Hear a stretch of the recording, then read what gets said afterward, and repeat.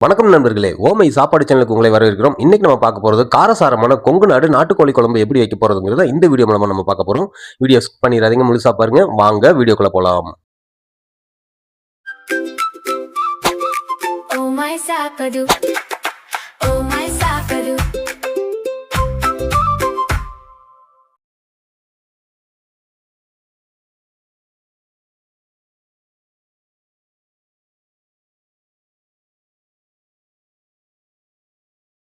முதல்ல ஒரு 3/4 கிலோ நாட்டுக்கோழியை நல்லா வாஷ் பண்ணி எடுத்துட்டு 1/2 டீஸ்பூன் மஞ்சள் தூள், தேவையான அளவு உப்பு சேர்த்து நல்லா வேக வச்சு எடுத்துக்கலாம். குக்கரில் கறி முங்குற அளவுக்கு தண்ணி சேர்த்தா போதும்.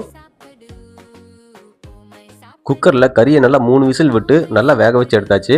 அடுத்து குழம்பு வைக்கிறது எப்படின்னு பார்த்துடலாம்.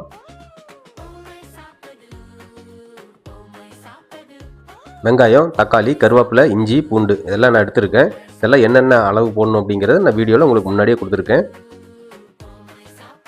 பட்டை, சீரகம், சோம்பு, வரமிளகாய், குறுமிளகு எல்லாத்தையும் ஒரு பிளேட்டில் எடுத்திருக்கேன். முதல்ல ஒரு வடை சட்டியில் எண்ணெய் ஊற்றி அது காஞ்சதுக்கப்புறம் நம்ம எடுத்து வச்சிருக்கிற மசாலா பொருட்கள்லாம் ஒரு 2 நிமிஷம் மட்டும் நல்லா வதக்கி விட்டுக்கலாம்.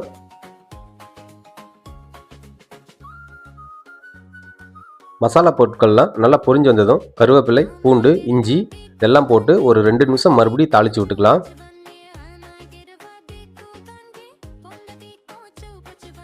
ஒரு 2 நிமிஷம் தாளிச்சதுக்கப்புறம் சின்ன வெங்காயத்தை போட்டு கோல்டன் ப்ரௌன் கலரில் வர அளவுக்கு தாளித்து விட்டுக்கலாம்.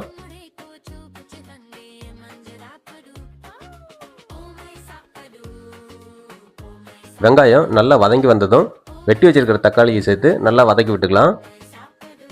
அடுத்து வெங்காயம், தக்காளி எல்லாம் நல்லா வதங்கி வரும்போது நல்லா மசாலா வாசனை நல்லாவே வரும். அப்படியே ஸ்டவ்வை ஆஃப் பண்ணிவிட்டு எடுத்து ஃபேன் காற்றுல வச்சு நல்லா ஆறுனதுக்கப்புறம் ஒரு மிக்சி ஜாரில் போட்டு நல்ல ஒரு பேஸ்ட் மாதிரி அரைச்சி எடுத்துக்கலாம். அடுத்து ஒரு வடை சட்டியில் எண்ணெய் ஊற்றி அது காஞ்சதும் கடுகு, கருவேப்பிலை போட்டு நல்லா பொரிஞ்சதுக்கப்புறம் நம்ம ஏற்கனவே குக்கரில் அவிச்சு வச்சுருக்கிற கறியை எடுத்து போட்டு நல்லா தாளிச்சிக்கலாம். கையோட ஒரு 1/2 டீஸ்பூன் மஞ்சள் தூள் சேர்த்து ஒரு 5 நிமிஷம் தாளித்து விட்டதுக்கப்புறம் நம்ம ஏற்கனவே மிக்சியில் அரைச்சி வச்சுருக்கிற மசாலாவை சேர்த்து நல்லா கலக்கி விட்டுடலாம். ஏற்கனவே கறியை குக்கரில் வேக வைக்கும் போதே நம்ம உப்பு சேர்த்துருக்குறோம். அதனால் மசாலாவை ஒரு 5 நிமிஷம் கொதிச்சதுக்கப்புறம் உப்போட பதத்தை பார்த்துக்கலாம். இப்போது 5 நிமிஷம் கொதிச்சு வந்ததுக்கப்புறம் உப்போட பதத்தை செக் பண்ணிவிட்டு பத்தாததுக்கு கொஞ்சம் உப்பு சேர்த்துக்கலாம். குழம்புக்கு தேவையான தண்ணியை நம்ம குக்கரில் கறி அவிச்சு வச்சுருக்கிற இந்த சூப்பு தண்ணியவே யூஸ் பண்ணிக்கலாம். குழம்பு நல்லா கொதிச்சு வரும்போது 1 டீஸ்பூன் பெப்பர் சேர்த்துக்கோங்க. இது குழம்புக்கு நல்ல வாசனையாகவும் நல்ல ருசியாகவும் இருக்கும். இந்த கொங்கு நாடு நாட்டுக்கோழி குழம்புக்கு கறி மசால், மட்டன் மசால் எதுவும் தேவையில்லை. பெப்பர் சேர்த்ததுக்கப்புறம் நல்லா கிளறி விட்டு ஒரு 5 நிமிஷம் மூடி வச்சு கொதிக்க விட்டுக்கலாம். கறி ஏற்கனவே நமக்கு நல்லா குக்கரில் வெந்துருச்சுங்கிறதுனால இது ரொம்ப நேரம் கொதிக்க வைக்க வேண்டியதில்லை. நமக்கு மசாலா பச்சை வாடை போகிற அளவுக்கு கொதிக்க வச்சா போதும். பாருங்கள், மசாலா நல்லா பச்சை வாடையெல்லாம் போய் குழம்பு நல்லா கொதிச்சு வந்துருச்சு.